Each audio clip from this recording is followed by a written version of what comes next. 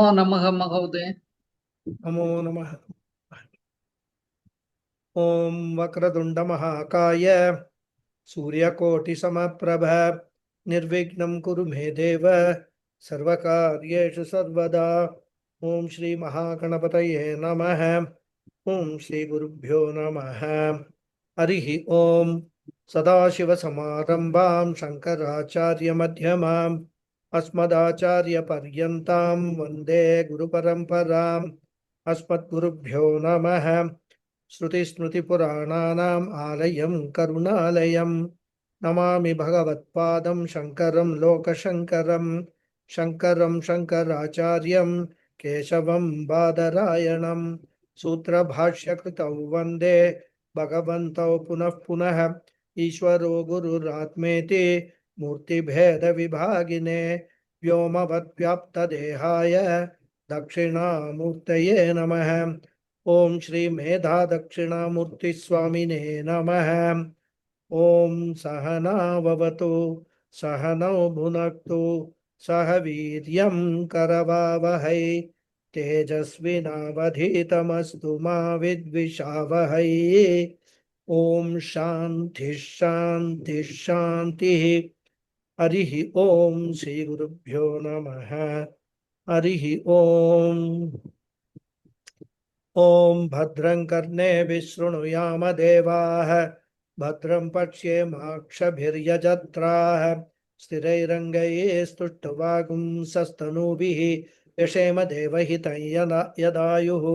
स्वस्ति न इन्द्रो वृद्धश्रवाः स्वस्ति नः पूषा विश्ववेदाः स्वस्ति नस्तार्क्ष्यो अरिष्ठनेमिः स्वस्ति no बृहस्पतिर्दधातु।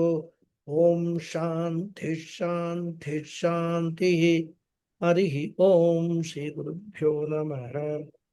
Hari Om. So namaste once again everyone. Namaste, Guru. Before we start the class, one small announcement. The weather is very inclement in Coimbatore. Heavy winds are blowing and some rain is also there. So by chance, if my net goes off, it will be only for 1 or 2 minutes, because then it will my modem will switch over to the backup. Then it will come. So in case that happens, please do not log out. Be logged on. I will come back and continue the class. Okay. So this is just a sort of I thought a disclaimer I can make, seeing the weather condition. Okay. Okay. So now we will go to the 7th mantra. We will chant. तस्माच्च देवा बहुधा संप्रसूताः तस्माच्च देवा बहुधा सम्प्रसूताः। What happened to others?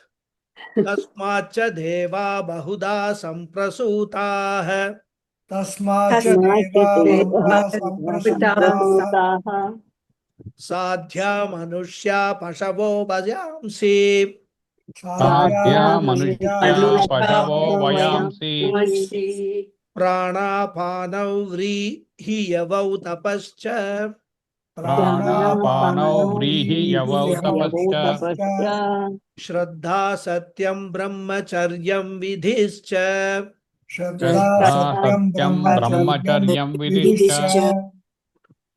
So in the last class, we were discussing the bhashyam of this mantra, which is listing out some more aspects of the creation which are born of Ishvara, the Jagat Karanam, Sagunam Brahma, Ishvara Brahma. So this mantra first presents the different groups of devas who are none other than exalted jivas are born of Ishvara. Then another group of minor devatas called the sadhyas are also born of Ishvara. Similarly, Manushya, the human beings, Pashavaha, animals, Vayamsi, birds, the Pancha Pranas, all types of grains represented by Vrihi, paddy or rice, and Yavav, barley, and Tapaha, all types of religious disciplines, austerity, penance, etc., are all born of Ishvara. And commenting on the word Tapaha, Bhashyakara gives a comprehensive definition from a karma point of view. He says karmangam purusha samskara lakshanam swatantram cha phalasadhanam. So he says tapas or austerity is of two types. The first one is called karmangam tapaha, an austerity which is practiced as a part of a Vedic ritual. I gave you some examples also. So to practice these rituals, one should practice this tapas. I mentioned the example of austerities followed by people who go on a Shabarimala pilgrimage. All such austerities will come under karmangam tapaha, an anga or limb of tapas. Anga or limb of karma. Tapas as a limb of karma. Now, what is the purpose of that tapas? Since it is anga sadhanam, naturally it is a part of the ritual. And being part of the ritual, the tapas will not produce any result by itself because it is not a sadhana by itself. It is a discipline to be followed for performance of the ritual or any other activity, and which ritual or activity only will give you the karma phala. The tapas, which is a limb, will itself will not give you any karma phala. Then what is the purpose of this tapas? What is the phalam of that tapas? Will be the natural question. Bhashyakara says Purusha Samskara Lakshana. That tapas is meant to purify the person. So, for example, when the person follows those austerities as a part of Shabarimala Yatra, then he becomes qualified for entering, stepping over those 18 steps.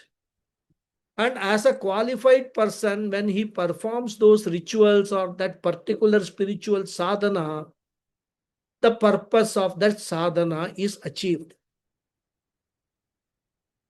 And in fact, to share with you some thought on Shabarimala Yatra, it's a very interesting journey, totally spiritual journey. You are in the company of all people who are actually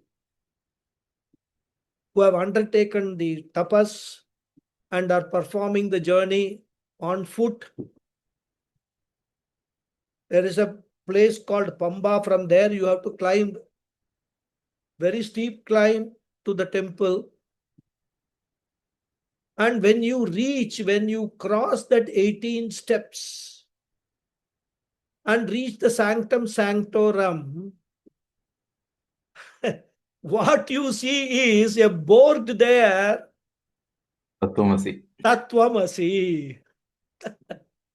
So, Bhagavan, as if is actually mocking us. Hey, you sadhaka, you did all these things, tapas and all, and you took all the trouble of walking all the way to see me in this Shabarimala. Please understand, I am no different from you. You need not actually have come all the way here to see me. So that is a very beautiful message which the Shabarimala gives. But symbolically, it also actually highlights how much difficult it is to get that discover that I am Brahmasmi. It is no less difficult. Of course, Shabarimala Yatra has got a physical difficulty, whereas the spiritual journey has got an equally difficult emotional journey.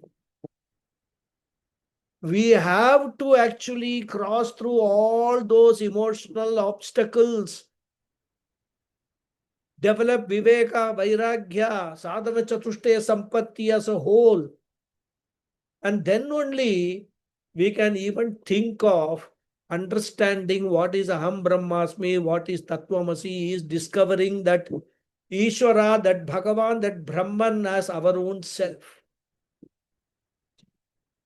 So this is the significance of the Shabarimala Yatra. And the tragedy is, people claim that they have been to Shabarimala 25 times, 30 times, 50 times, etc. I often wonder when they say that, what is the purpose that they have achieved by doing that? Okay, it is a good physical exercise for them, which they could have got even by going to a gym. Bhakti is there, devotion is there. They have got belief in that, so let them do it. There's no harm in doing that. It's a challenge. It's a challenge also, true. It was a challenge for me personally because I undertook that journey when I was in the Gurukulam. I mean, as they say, Shabarimala and all that, the Bhagavan has to call you to meet him rather. You cannot decide to go on your own. So luckily I got an opportunity. I went. It's a huge challenge. But having said that, from a spiritual perspective, once you have been there and you got the message, then I personally don't feel second time going to Sabarimala will serve any purpose. In fact, if you got that message, you should now turn your attention, your focus, all your sadhanas towards what? Towards the spiritual goal of Aham Brahmasmi. That is my personal views. Of course, I am not criticizing. This is not meant to be a criticism for people going to Sabarimala. Perhaps they required so many visits to Sabarimala. Eventually, as the Upanishads say, everybody will come to this search of Brahma Prapti only. So if not this Janma, next Janma and all, this is the ultimate for Parandhama for everybody. So they will certainly come here.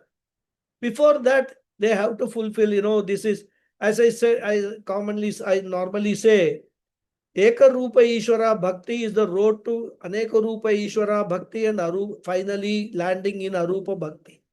That's what we are seeing in Bhagavad Gita also. Gita students will recall in the 11th chapter. Anyway, that was an aside. So therefore, Bhashyakara says this type of tapas is Purusha Samskara Lakshanam, which is in the form of purification of the ritualist. This is one type of tapas. What is the second one? He says Swatantram tapaha. A tapas which is practiced for its own sake, not as a part of any ritual. Like Ekadashi Upavasa. It can be practiced as an independent tapas and it has got a result of its own. Of course, Upavasa can be practiced as a part of Vedic ritual also. But there, that Upavasa will be called Karmangam. A practice or the Upavasa practice independent of any Vedic ritual is called Swatantran Tapaha. So what is the difference between the two? When it is Anga Upavasa, it does not produce any direct result.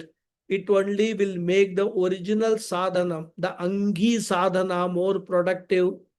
Whereas when it is the Angi Upavasa or tapas, independent Swatantran tapas, then the tapas itself will directly produce the result. And therefore he says Swatantran tapaha is phalasadhanam, which produces the result directly. So both these types of tapas are referred to by the word tapaha in the Moolam. And we must remember this tapas is also born of Ishvara. And now Bhashyakara takes up the last line of the mantra for discussion. last quarter you can say, which is Shraddha Satyam Brahmacharyam Vidhischa.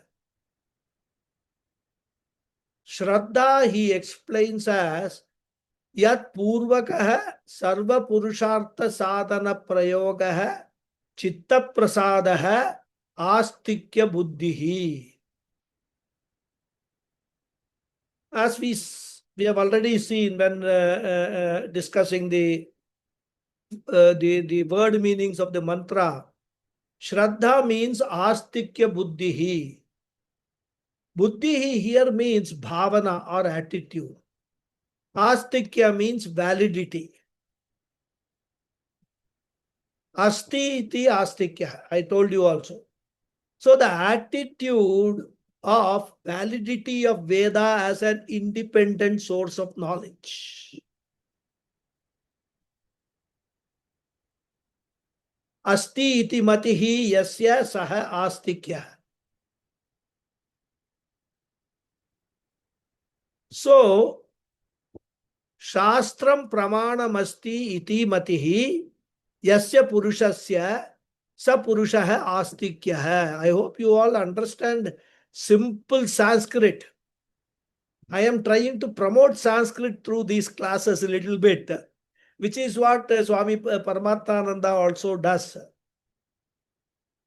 Because at least in the hope that a couple of you will get attracted to learning Sanskrit. So, Shastram pramanamasti iti matihi. Matihi means buddhihi, the attitude.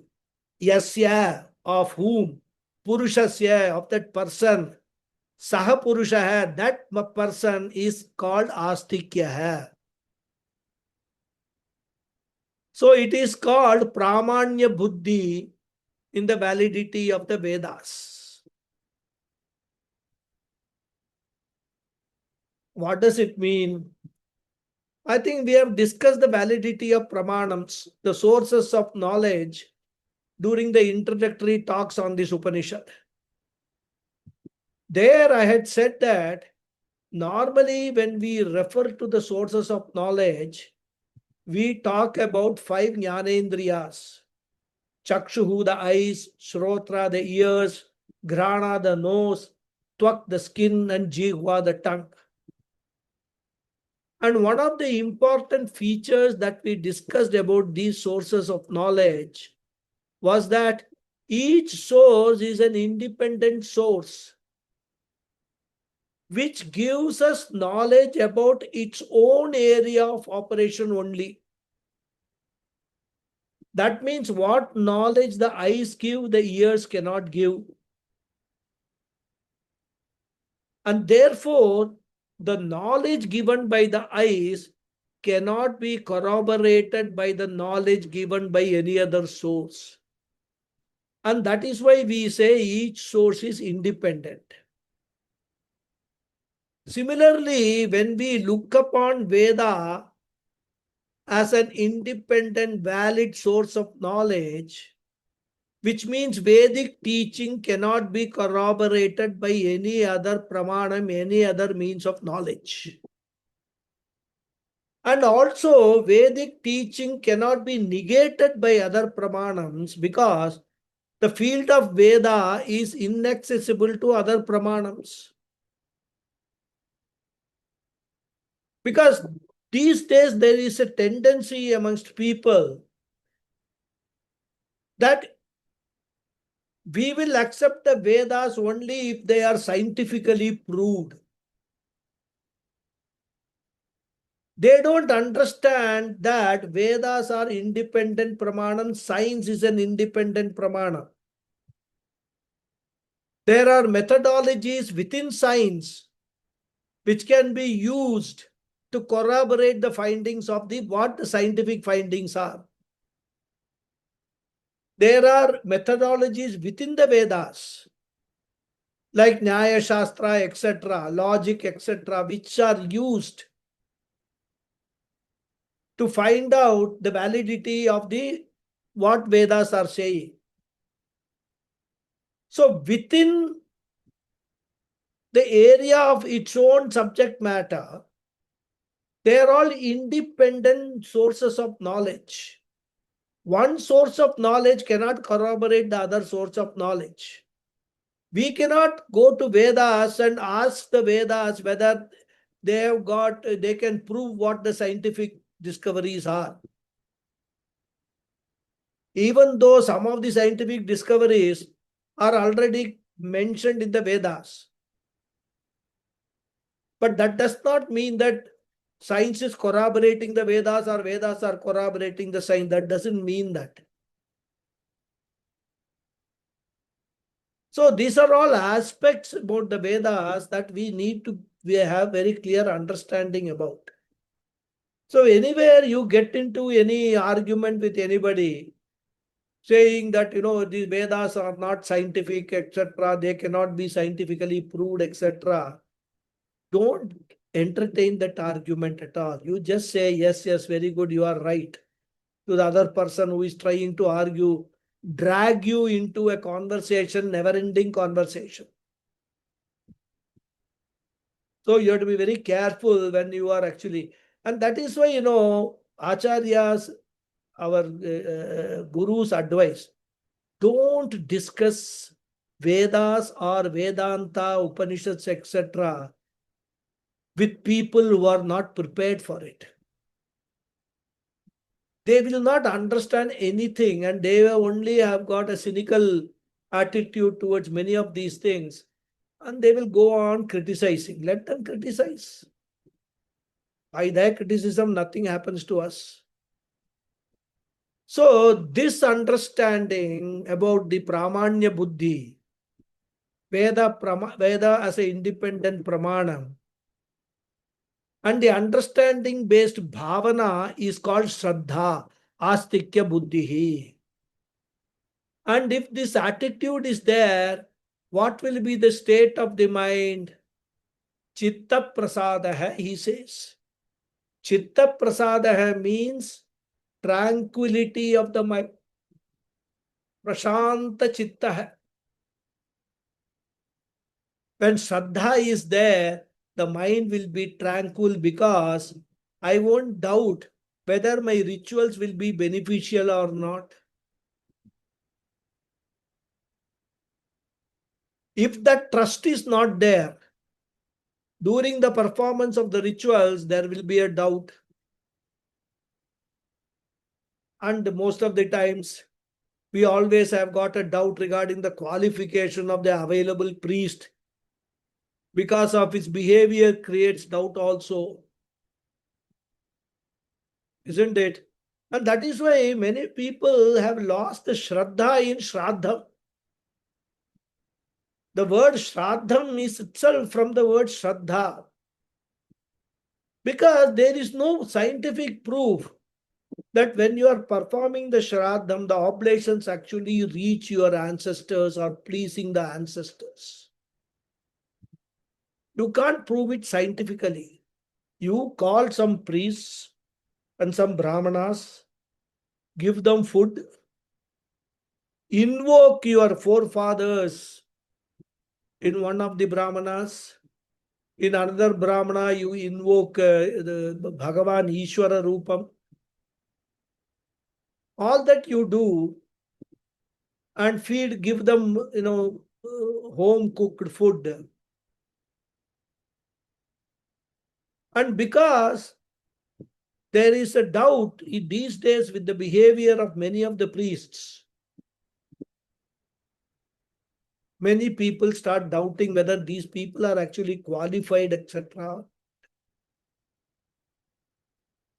And suddenly we wonder, by offering food to this priest, how can my forefather, who died several decades before, can get the benefit? Once the doubt and conflict comes, we cannot perform any ritual and there will be a sense of uneasiness. And that is why, especially in the performance of Shraddham, Shraddha is very essential. You should not go into that at all. Don't question whether the priest is qualified, not qualified and all. For you, the attitude, the bhavana of performing, take it more as a thanksgiving to all your santatis, your ancestors. You are what you are because they were what they were and they gave birth to you. You have their DNA within you. They are very much part of you. You are very much part of them. So once you have that thankful attitude, all these questions about priest's eligibility, whether the dakshina demanded by them is reasonable or not, all these questions will just melt away. And therefore, once I have the proper bhavana attitude, I will perform the rituals with peace of mind, even if I am a rational thinking, ultra modern scientist. I will not have any conflict because I will know that all these things cannot be established by any scientific experiment. Science has a different field, Veda has got a different field. I will not try to scientifically analyze what the Vedas says. And therefore, where is the question of conflict? There is a clarity in thinking and attitude. And therefore, Bhashyakara says, when there is astikya buddhi, there is chitta prasadaha. The word prasadaha has got several meanings, and one of them is tranquility, serenity, samatvam, shanti. So the mind is calm and composed and focused when astikya buddhi is there. And Bhashyakara further says that this is a precondition for performing all the rituals.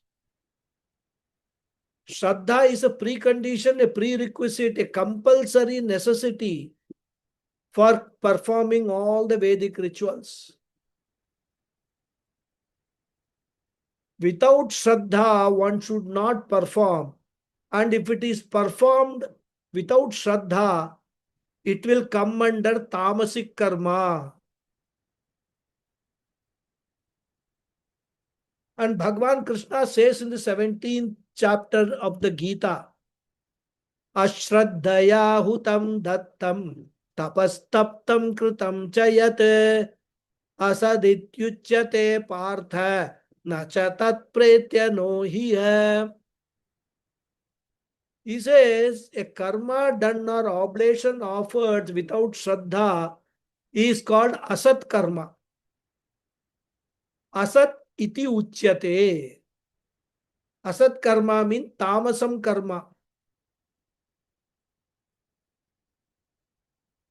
And therefore, Bhashyakara says, Yad Purvakaha. Yad Purvakaha means which is precondition, which is a prerequisite, which is referring to Shraddha. And Shraddha is a precondition for what? Sarva Purushartha Sadhana Prayogaha.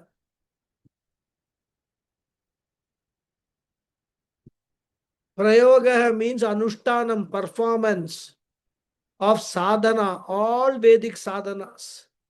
Whether it is a Kayika karma, Manasa karma, or Vachika karma,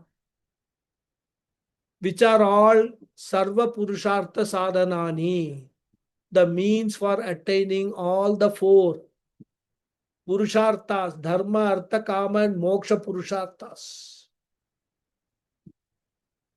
So, in all our activities, whether it is Vaidika karma or Laukika karma, Shraddha is very important. And it is only, in fact, if you see the difference between successful people and unsuccessful people, both of them given the same set of talent, same set of background, everything is there. But attitude makes a difference. And the biggest example I quote from our experience is the cricketing pair Tendulkar and what was the other fellow's name? Forgetting his name. Tendulkar and Was it Vinod Vinod Kambli. Kambli? Vinod Kambli. Vinod Kambli. Both of them actually came to the test cricket together. Both of them had excellent talent. But one succeeded like anything, another totally failed. Why? Because of attitude. Because of lack of Shraddha. So even in Laukika Karmani, Shraddha makes a difference. And if you want to go up in corporate ladder, whatever may be your qualification, whatever may be your skills, whatever may be your experience, there is only one thing which will make you go up in the corporate ladder.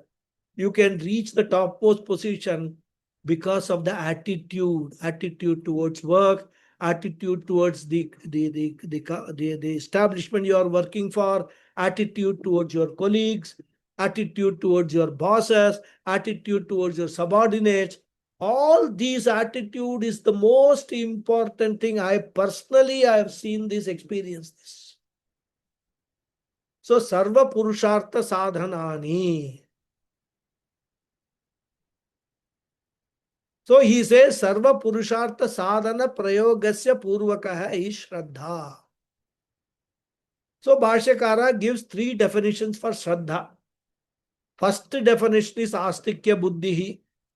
Second definition is chitta prasadaha. And third definition is yat purvakaha sarva purushartha sadhana prayogaha. And finally, this shraddha is also born of Ishvara. That is what is the message of the mantra. Then the next word is Satyam. So Bhashyakara starts by saying Tatha. Tatha means similarly, or you can say moreover. In this context, in the Karmakanda context, Satyam has got a relative meaning. In the Vedantic context, Satyam has got a different meaning. There is an ethical Satyam and there is a philosophical Satyam also. So we must understand here Satyam is from an ethical standpoint, not a Vedantic Satyam. Ethical Satyam is a verbal or oral discipline, a value of speaking the truth. Philosophical Satyam is what? Ultimate reality, Brahman. Pure existence aspect. That is the Sat of Satchidananda. That is the philosophical Satyam. And therefore, when we are studying Upanishads, etc., we must be careful not to mix up these two.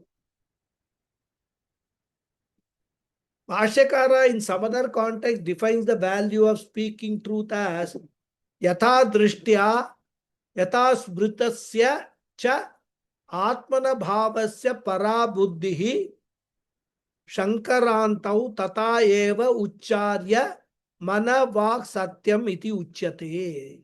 A very beautiful definition of Satya.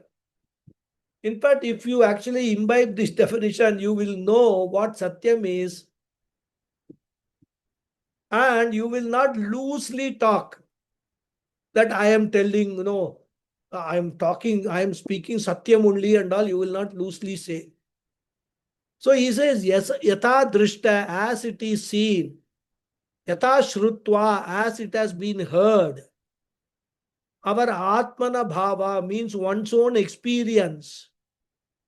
Parabuddhi shankarantau, for transferring to the other's intellect. Tata eva, appropriately, that means as heard, as seen, as experienced. Ucharya manavak, the words which are spoken. Satyam iti uchyate, this is called Satyam. That means not only I speak the words which are meant for conveying the truth, my intention also should be such. That is, I am not just legally correct. I am not socially correct. When the intention wise, I may not be following the spirit of truthfulness. Therefore, morally and ethically also, what I say should be the truth. And here we are talking about ethical satyam. So, Bhashyakara says satyam is equal to anrutam varjanam. It consists of two parts. The first part is not telling lies, avoidance of untruth. Anrita means lie or untruth. Varjanam means avoidance. That is the first condition. And the second condition is speaking the truth. Yatha bhutartha vachanam. Yatha bhutartham means truth. Vachanam means speaking. Now question will be there. Does it mean that you should speak all the truth? Because there is a saying, there is a subhashitam. Satyam bhruyat priyam bhruyat na bhruyat satyam apriyam. And therefore, you have to speak the truth, all right. But you have to speak the truth pleasantly, with love. And if the truth is so bitter that it cannot be spoken pleasantly, it says don't speak the truth, keep silent. For that matter, don't lie also, but just keep your mouth shut. And therefore, question arises, does it mean you should speak all the truth? Bhashyakara says no, there is a condition. And what is that? Apidakaram. As I said, apriyam. Apidakaram means satyam apriyam, na bhruyat. That truth which is not hurtful to others, that will not disturb the mind of others. If the truth is going to disturb the mind, either we should not tell the truth, or we have to tell it after a lot of planning. We have to develop skillful utterance of a painful truth. This all comes by experience only, rather. Because in many families, these kind of situations they face. Somebody, very important, a senior person has died. And there is somebody, maybe spouse or somebody very close to him has to be informed. But if you tell the truth, there is a chance that that person also may go and may have a shock and suffer some heart attack. So you have to break the news, all right, because eventually the person is going to come to know that this person has died. But at the same time, you have to be very diplomatic and very skillful in telling the truth to that person. So all these things will all come under this ethical practice of satyam. And therefore, even when one has to speak the truth, he or she should speak in a pleasant manner, in a manner that does not hurt the other person. And as I said, if that is not possible, it is better to refrain from saying anything. That is the idea Bhashyakara captures by saying apidakaram. Then the next word is brahmacharyam, which Bhashyakara says is equal to maituna asamacharaha. The word maituna means illegitimate relationship, improper relationship, unethical relationship between human beings, or you can say males and females, generally the relationship between them. Asamachara means not entertaining, not having. So, not having any improper or unethical relationship with anyone. These days, not only males and females, within the same gender also we can include, is brahmacharyam. In Shastra, the word Maithunam has got a wider connotation in the context of brahmacharya. It does not mean having only physical relationship. Any type of association with the opposite gender, or these days the same gender, which can create excitement, which can create stimulus, which are disturbing, is included in the definition of Maithunam. And the Shastra enumerates 8 aspects of Maithunam. There is a shloka which lists these 8 aspects. Smaranam, Kirtanam, Kelihi, Prekshanam, Guhyabhashanam, Sankalpodhyavas,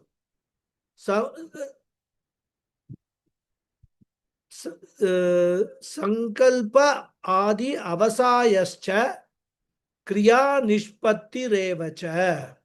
Etat Maithunam Ashtangam Pravadanti Manishinaha.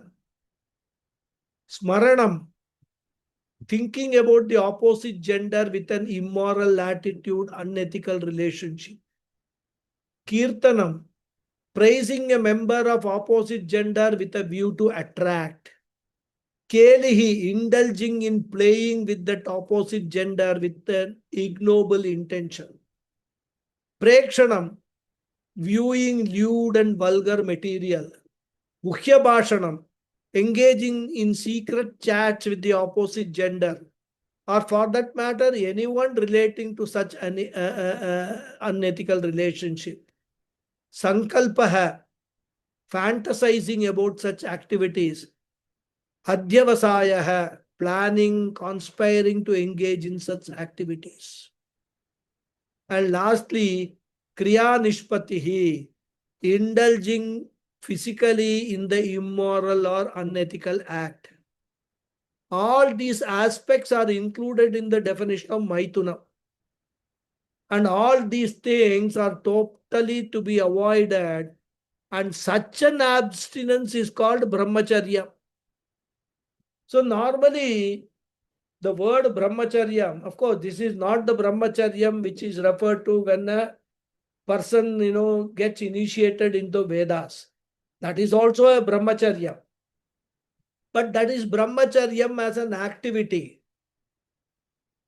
Because Brahma also means Vedas. So brahmacharya means he is entering into the activity of studying Vedas. That is why he is called a brahmachari. He is going to follow the path of Vedas. But here, brahmacharyam has a value for a spiritual seeker is Maithunam Varjitam, Maithuna Varjanam.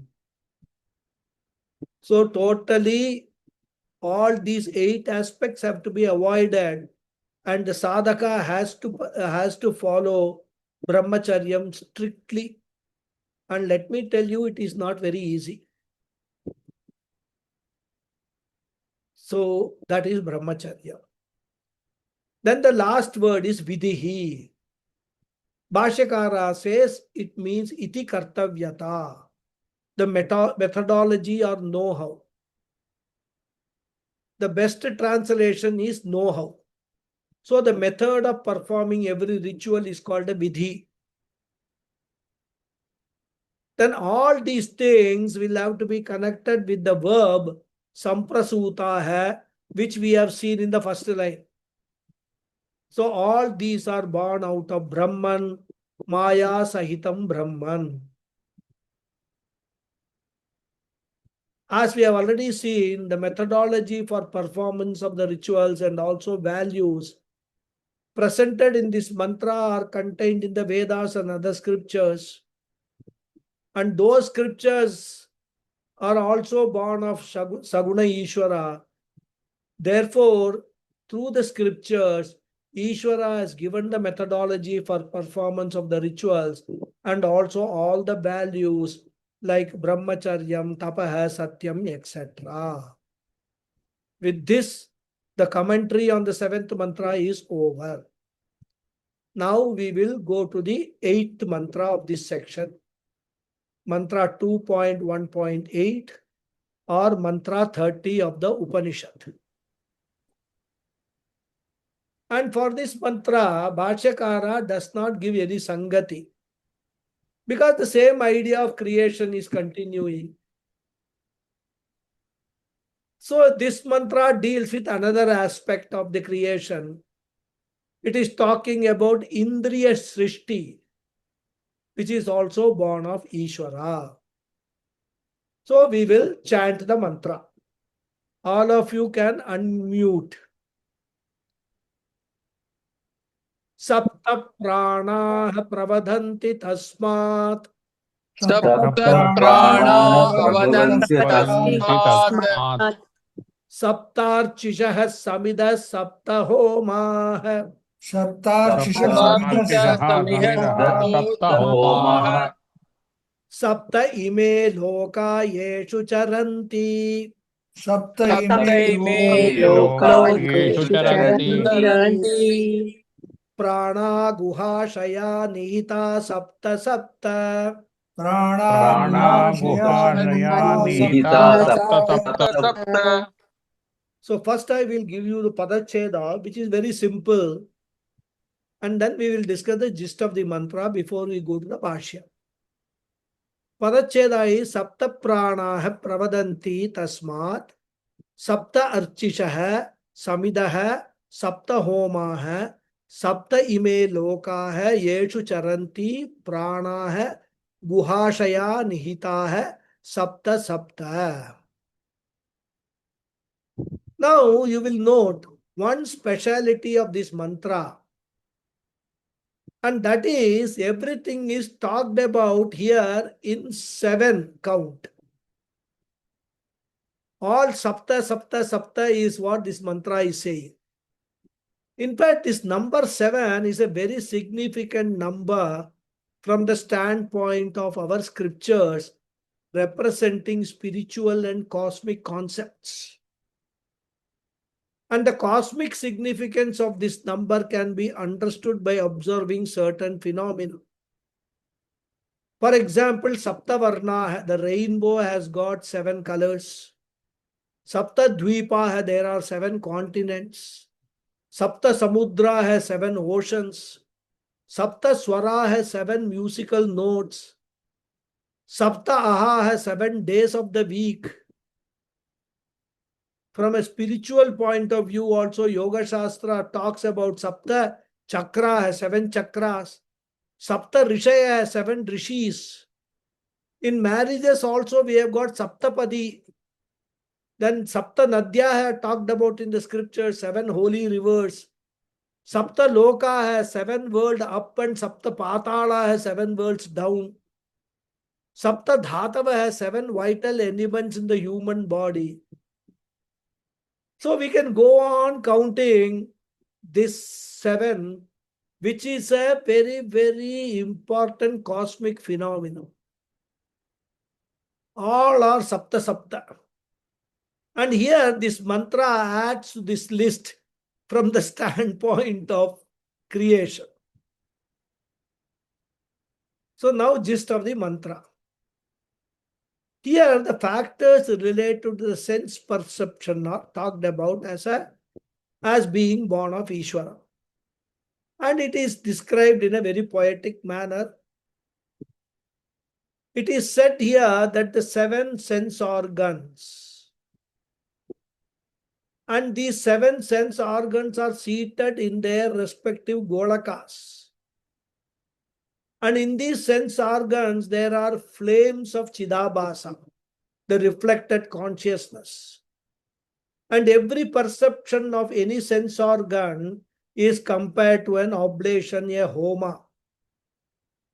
So any vritti jnanam, any knowledge which is happening in the mind because of the operations of the sense organ is compared to a homa. And that which is offered is also called the oblation. And the act of offering is also called oblations. So here the word homa is being used in the sense of act of offering. And Shruti wants to say all these factors which are connected with the sense perception are born of Ishvara. This is the gist of the mantra. Now let us see the word meanings. Sapta pranaha pravadanti tasmat. Tasmat means we have seen earlier also from that. From what? The previous mantra also started with Tasmat only. So Tasmat means from that Ishvara, from that Purusha, which was mentioned in the very first sloka mantra of this section. Sapta prana, 7 pranas, pravadhanti are born. So from that Purusha, the 7 sense organs are born. Now we will have an obvious question. All along, we have been talking about only Panchapranas. So now, how come, from where have these 2 more pranas appeared? The pranas mean sense organs. In fact, the word prana has got 2 meanings. One is called Mukhya Prana, having a primary meaning, and another is called Gauna Prana, having a secondary meaning. Mukhya Prana is the Pancha Prana in the form of Prana, Apana, Vyana, Udana, and Samana. The 5-fold physiological system called Mukhya Prana.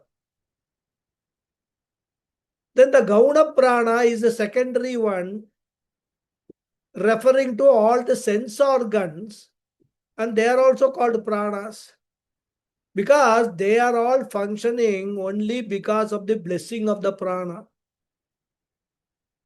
And to show that, we have a story in Prashna, Chandogya, Brihadaranyaka Upanishads as to how, when the sense organs went away, nothing happened to the individual. But when prana was about to go, not gone, but about to go, the indriyas are in trouble.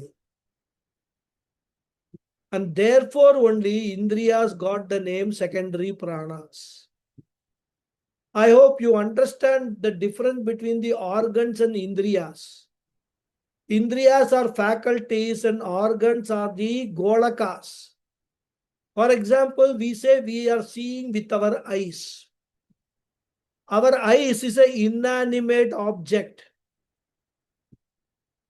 Unless it is powered by the chakshu indriya, the faculty of sight, which is enlivened by the chidabhasa, we will not be able to see.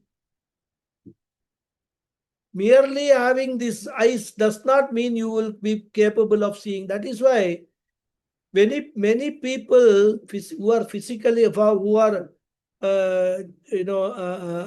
optically challenged, or we have to use the right words, they have the eyes, but they cannot see. Why? Because either the indriyas are not functioning or malfunctioning, or the chidabhasa is not reaching the indriyas, they are not enlivening the indriyas. So that is why there are Mukhya Prana and Gauna Prana. The indriyas got the name of Gauna Prana or secondary pranas. Okay, we accept the word prana refers to sense organs. But the question remains still unanswered. Even we talked about only 5 sense organs, Chakshuradi Jnanendriya. Now suppose you say we must add the 5 Karmendriyas also, then it will be 10. But number 7 is in between these two, and therefore question, where has it come from? And therefore we have to understand that here the sense organs are said to be 7 because there are 7 holes, 7 apertures in the face region through which all knowledge enter into us from the world. What are they? 2 eyes, 2 ears, 2 nostrils and 1 tongue, which represents actually 4 indriyas. So these 4 are counted as 7. So in those 7 apertures, 4 sense organs are situated. But since 7 holes are there, therefore they are counted as 7. This is the idea. In fact, this idea is discussed in Brahma Sutra also. Now still one may argue, how can you differentiate between a pair of eyes or a pair of ears, or even for that matter, pair of nostrils? These pairs perform the same function. We say yes, no doubt. They appear to perform the same function. But if you examine closely, they are not the same. For example, the vision you get from one eye is not the same as the vision you get from the other eye. If you go to an ophthalmologist, he will test both the eyes separately and even prescribe separate lenses with different power for each eye. It is only when we see with both eyes combined that we get the correct vision of the object. And therefore, the 2 eyes can be said to be performing separate functions which are independent of each other. Same is the case with ears also. When we were young, we may not make out the difference. But as we get older, we will experience that one ear has got a better hearing power than the other. And that is the basis on which even the stereophonic and surround sound systems are designed. Similarly, nostrils also. When we have a cold, one nose is blocked. The sense of smell we get is not the same as we get with both the nostrils.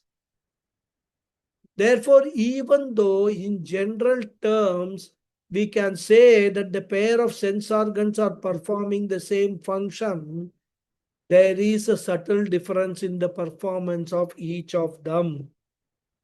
And this is recognized by the Upanishad, and that is why it is said Sapta Pranaha Pravadanti.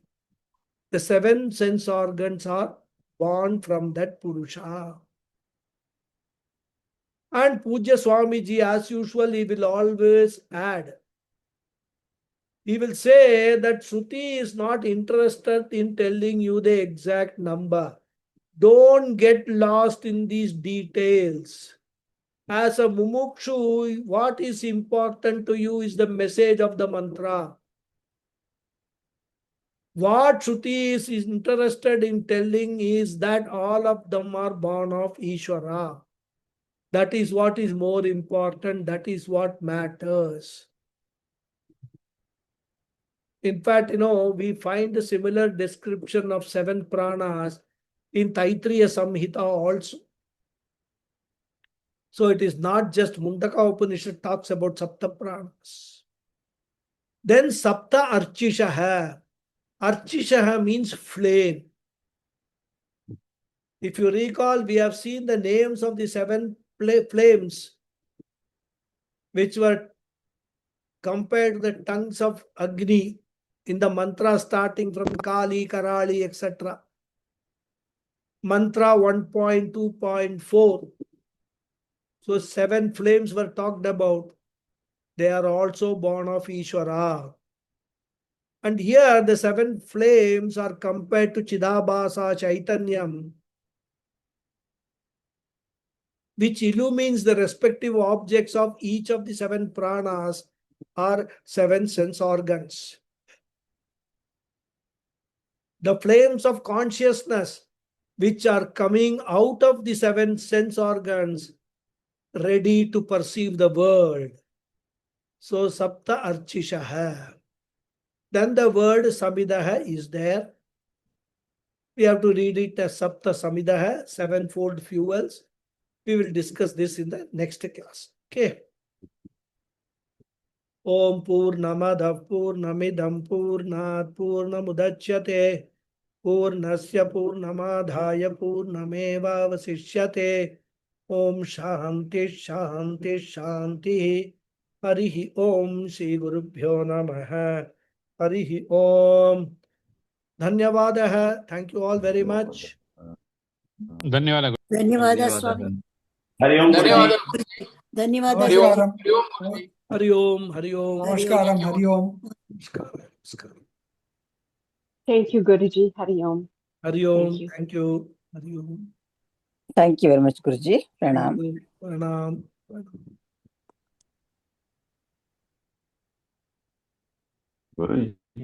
Guruji, Yeah. when you mentioned about tapas, some of them have got a direct link with the scientific this thing also. In the sense, for example, if you take fasting during, say, Ekadashi, it indirectly gives rest to your digestive system twice a month. True. And also, people spend a lot of money for detoxification. Yeah. And Oh. this is Yeah. Sorry. Continue. so this is another method Yeah. also. True. No, even actually giving the, I was about to tell you that giving the Sabadimana, the example. You know, 40 days, they are supposed to eat food only once a day. Correct. What happens? Body will lose weight. Correct. So it becomes easier for them to climb. Not that you're conditioning yourself. Conditioning yourself for the tough life. It's like Yes, an exactly, army journey. training, right? See that journey, that's why they say Kallum Mullum Kalikameta Yeah, you're when conditioning. they are practicing with barefoot. True. It is only for that reason. Yeah, that is true.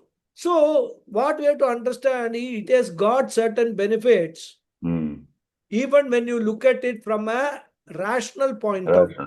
Correct, Not correct. necessarily only from the Vedic point of view, from a Exactly. rational point of view also. There is a certainly benefit is there. And Ekadashi and all have been specified as the day, because you can do fasting on any day and get Any this. day, exactly.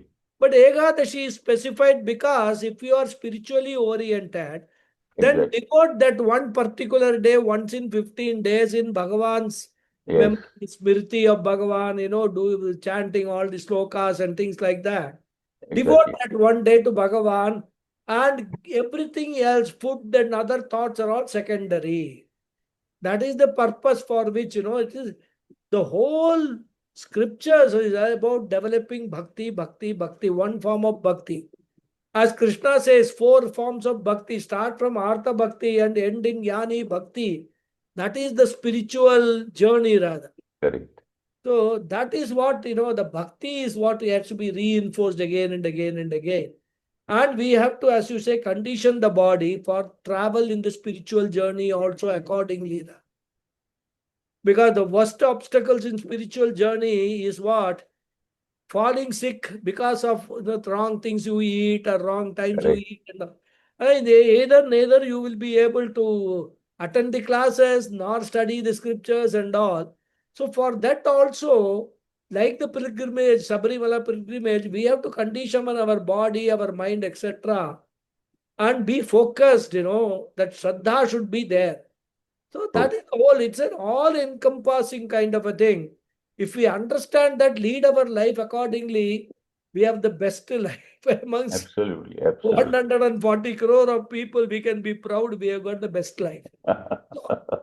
It's as Okay. simple as that. Yeah. Then you talked about Shraddha and Shraddham, about the Pandits, for example. Today, most of the Pandits are highly distracted. Yeah. They come with that mobile phone in hand. Yeah, absolutely. Like Karna was born with that kavach. These people are all part of that thing. Yeah, And if you tell them, please switch off, yeah. they do not They like they it. get offended That's what I'm saying. They don't like it. because the mobile phone is a means for their earning. Correct. That is very important. For today, priests, only thing that they have got to focus is how much money can I make out of this fellow. See, another thing is they got far too many irons in fire. Yeah. The demand is so much. Yes. They commit everywhere. Yeah. That is And it's a question mark, of course, whether they actually are eligible to be officiating as priests, etc. But that is why, if we go into that, then we will be failing in our own duty, what we Correct. owe to our forefathers. So, best way, ignore all that. We go with that priest belief. has come. Again, Shraddha, what is important is the Shraddha, not the physical act that you are doing, Exactly. If you are doing whatever physical act you are doing with Shraddha, with attitude that I am actually, this is offering to my forefathers, right? To my ancestors, it's a thanksgiving to them. Then all the other things become irrelevant rather. They become, minor details which we need not bother. Correct. So that is what is important in Shraddha rather, right? Now you can ask, why can't I do it in some other way? Now, Vedas have given you 2-3 ways of doing that Shraddha. Then one is the best way, one is the second best way, one is the way in which, suppose it is impossible to do the best way, they have given you an option to do it in a very simple way. But that should not become the rule. It's an exception, right? If you are sick or anything, it says that, okay, you can do it in the simple way. But your first preference or option should be to do it properly with Homa. Because the oblations that we are offering into the Homa, that Agni is what it carries everything. Exactly. So that is what is important for us, that through Agni, the courier service of Agni, we are sending the oblations to our Pitris. True. That is what important part of the whole Vedic system rather. So that we have to understand and then perform it with Shraddha, irrespective of what that person is demanding, how much money he is demanding. And this is again personal experience. If you have that Shraddha, I have seen the priests also behave with you properly. They also see what is your attitude towards this. If you have got a very easy attitude and you are well to do, then they will please you. But if you have got, so they know that you are, for Committed. example, my priest, he never demands any dakshina. He says, whatever you give, I will take. Right? And if he is not able to come, he sends somebody else to officiate. He tells them, he instructs them that Ganapathy will actually repeat the mantras if he doesn't hear you properly. So please chant the mantra slowly. Otherwise, a 2-hour Shraddha will go to 4-hour Shraddha because he will not leave you till he says the mantras correctly. So when the priests also come, they also know, okay, this fellow is going to do it. So carefully, slowly, they will chant the mantras. And I think I told you in one earlier class also, my guru has given me a book on Shraddha, this prayer. Keep it in front, he will say, when he's saying a mantra, you see it and then say it correctly. Like that. So that is also all these things, important part of all this Shraddha, which is ultimate is Shraddha only rather. That is what is important. Thank you very much, Guruji. Namaskar. Namaskar. Thank you. Thank you. Yes, Lataji. Namaste, Guruji. Pranam. Namaste. Pranam. I missed the previous 2 classes, but I had missed listening to the previous recordings also. But then it is still easy to follow today's talk, Guruji, today's session. This is not a doubt or anything. It's we were talking about the number 7, the cosmic significance of number 7. I just wanted to share something interesting, that my nephew is married to a Jewish American Jewish girl. My nephew, my brother's son. So their wedding also, they have this number 7 as a very significant number. And the rabbi and all the people, they blessed the couple 7 times, with various significances, by blessing by the God, blessing by the Creator, blessing by the other humans. It's as though it's like devas and the pitrus are blessing just the way we have. And also, the girl goes round the boy 7 times, and every round has a significance of the way we have in Saptapadi. We thought something very interesting in all the cultures, especially in Jewish culture. Interesting. Yeah. Because the Jewish religion also is one of the ancient religions. So Yes. they must have they all realize the truth in different ways. So they all given it to their people, their followers. So. Yeah. But these are all universal truth. Number 7. Yes, absolutely. Cosmic. It can't be confined to It's universal truth. So everybody was able to see that and understand that. Yeah. Because Sanatana Dharma is for the humankind. Exactly. Yeah. Thank you, Guruji. Hariom. Thanks for that input. Thank you. Hariom. So yes, Arun Kumarji, your hands are raised. Namaste ji, namaste. It's not a query again. How come that all religions have 7 days in a week, even though each of them have their origins, at least the known origins, so diverse? But how come they are converged? I don't know about the Islam, but I think all other have 7 days, and we also. It's amazing, such a coincidence that all the source of all spiritual activity must have been one, and then got split between the human beings. Or that's all.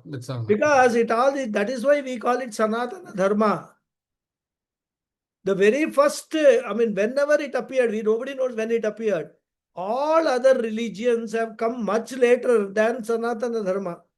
That's why it's called Sanatanam, isn't it? In fact, you can put a date to every religion. When was Christianity born? When Islam was born? When Judaism was born, etc. But you cannot put any date to Sanatana Dharma. That is why it is Sanatana. So the source is one, and source is Ishvara, Bhagavan. And the source is the cosmic order.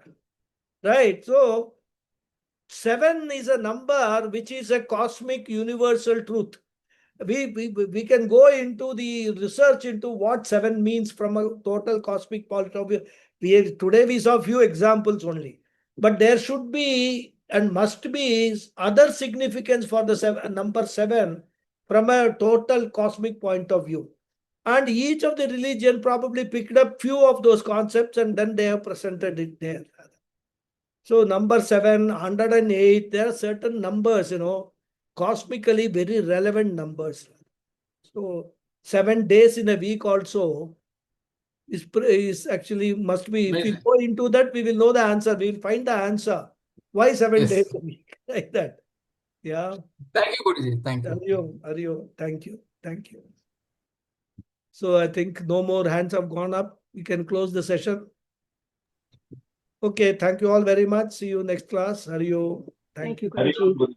Thank you. Hariom. Thank you.